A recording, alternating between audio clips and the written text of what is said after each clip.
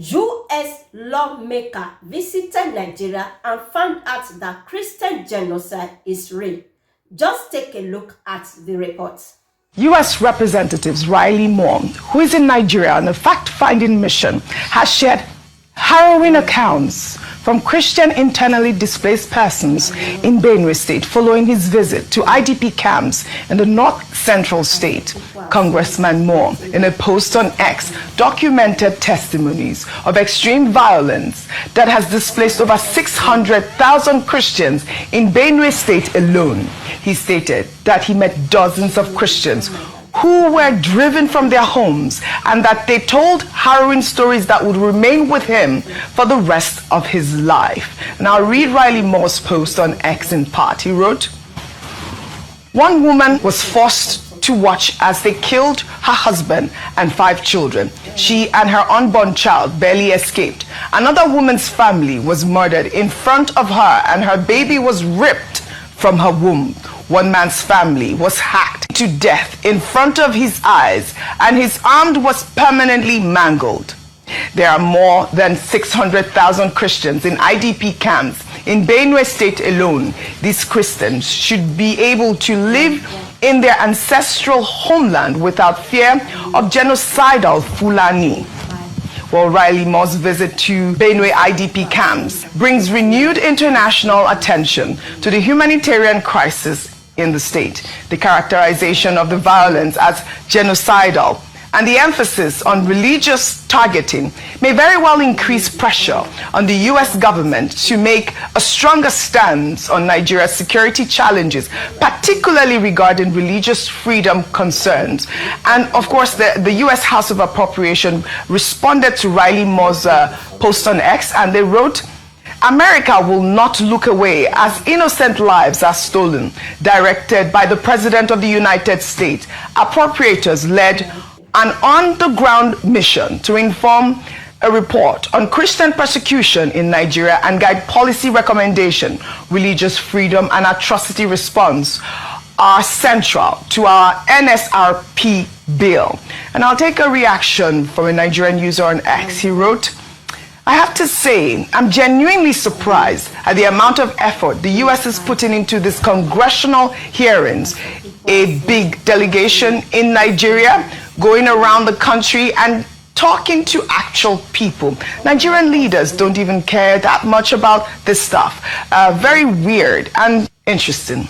Ayo, meanwhile, last week, former Niger Delta militant leader Asari Dokubo berated Reverend Ezekiel Dachimo, the chairman of the Church of Christ in Nations in Plateau State, who has been outspoken about the severity of the Christian genocide in Nigeria. Well, in the video that made the rounds on social media, Asari Dokubo warned Dachimo to stop spewing the genocide narrative in Nigeria, describing Dachimo as a fake pastor and a pathetic, pathological liar.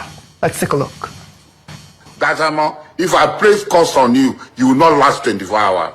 Wallahi billahi bi-iznillah, you will not last 24 hours because you are a fake and you are a liar. There's hardly any crisis in the north that is rooted in religion. So the Hausa people, farmers that are being killed in Sokoto and in Kebbi by the so-called bandits or whatever they are called. Why are they killing them?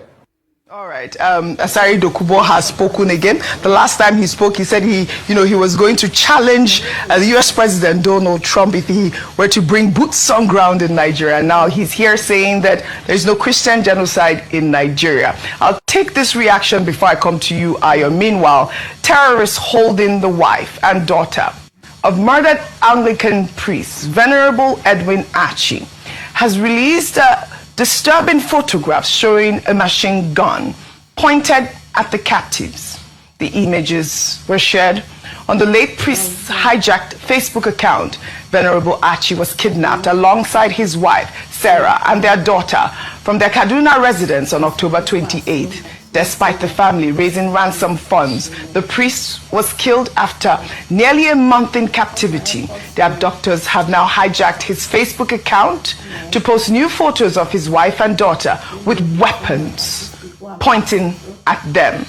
The Anglican Church has made repeated appeals for the immediate release of Sarah and her daughter.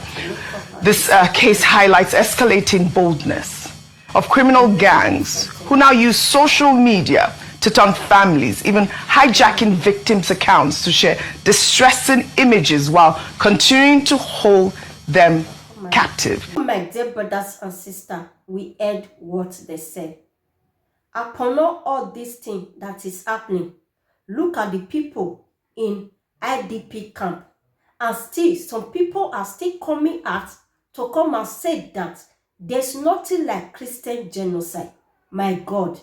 Did you know the trauma that these people will be passing through? Did you know what they are thinking? Did you know what it means for you to see someone you love so much, your family member, in your office? Somebody will just come and butcher them like meat. May God forbid bad thing. This thing is not right at all. Let me make for example. If for example now, President Trump just announced that he's coming to Nigeria to come and sign a big deal with the Nigeria president or Nigeria governor. Are they not going to accept Donald Trump? Are they not going to be happy for him to come to Nigeria to come and invest in Nigeria? So what is the difference now? Somebody said that what you cannot do in your country, I am coming to support you for you to be able to do it, for you to accept it, for you to say, okay, come and help me to do this thing. You are not saying that, nothing like that. May God have mercy on us, eh? I don't really know. That country called Nigeria, they need deliverance. Because it's only God that can help people in Nigeria. Well, my dear brothers and sisters, what did you think about this video? Anything you think, do not forget to leave it in the comment below. And not forget to give me thumbs up. And not forget to share this video. Give your friends and family. If you have not subscribed, subscribe to this channel. As you do that, thank you and God bless you. And I will see you in my next video.